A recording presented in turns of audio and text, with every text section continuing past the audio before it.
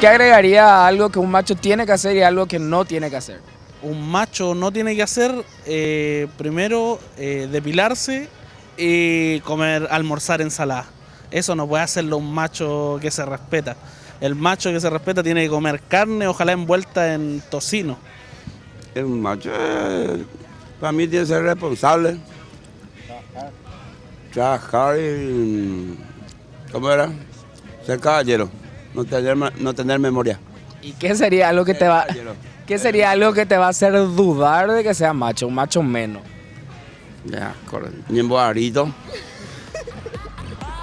Y en boarito de pila.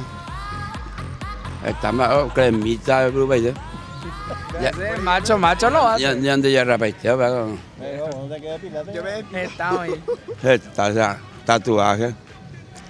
Bolas para mí se hace el macho y tatuaje. Vea, purete, este me mete. Está bien, gracias. Y a mí, ese que va en el gimnasio, pero tipo, se va en el pavo de discoteca y entra así.